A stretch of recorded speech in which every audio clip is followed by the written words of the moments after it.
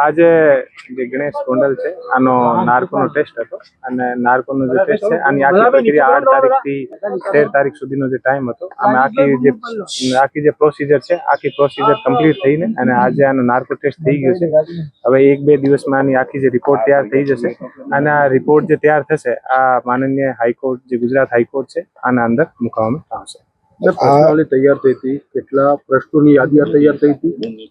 આ એક એફએસએલ જે ઓફિસર હોય છે આના પોતાના રીતે બધા જે કેસ છે આની સ્ટડી કરીને અને આને આધારિત એ લોકો પસંદ તૈયાર કરતા હોય છે અને અમે જે આઈઓ અને જે પોલીસ ઓફિસર હોય છે આ સમયે અમે કોઈ પણ પાસે નથી રહેતા અને આનો એક આખો જે એક પ્રોટોકોલ હોય છે અને આ પ્રોટોકોલને તહેત એ લોકો બધા કરતા હોય છે અને પ્રોટોકોલ આધારિત કરીને અને એ લોકો અમને પછી આનો જે કન્ક્લુઝન છે એ આપવાના હોય છે અને આ કન્ક્લુઝન આધારિત અમે લોકો હાઈકોર્ટનો રિપોર્ટ કરીએ. બીજા કોઈના અત્યારે અમે આની જે અમને રિપોર્ટ મળશે આ રિપોર્ટ આધારિત હું આગળની જે વસ્તુ છે એ જોઈશ. જે નાર્કોની છે એમાં એવું હાઈકોર્ટનું પણ એવું વર્ડિક્ટ હતું કે તપાસનીશ અધિકારી કે પોલીસ અધિકારી ત્યાં નાર્કો થતો હોય ત્યાં ન રહી શકે કે આવી ના શકે.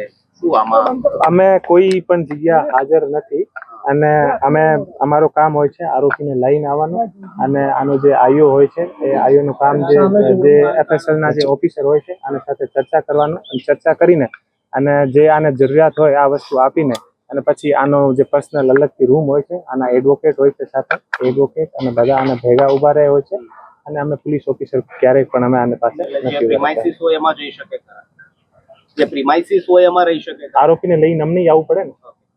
ખાસ આ કેસની તપાસ આપ સુપરવિઝન કરી રહ્યા છો તો શરૂઆતમાં જે સીસીટીવી સામે આવ્યા હતા એમાં પોલીસ તરફથી પણ સીસીટીવી જે ડિક્લેર કરવામાં આવ્યા ચોક્કસ એન્ટ્રીના જ સીસીટીવી હતા, એક્ઝિટના સીસીટીવી એવું નતા. એમાં તમને કઈ તપાસમાં ધ્યાન આવ્યું છે કે રાજકોટ પોલીસે પણ એમાં ક્યાંય ગફલત કરી હોય એવું? એ જે તમામ જે આખો કેસ છે અમે અત્યારે હું આપને સામે કશું ના કહી શકું. હાઈકોર્ટને આની બધી વસ્તુ જે છે અમે રજૂ કરીશું.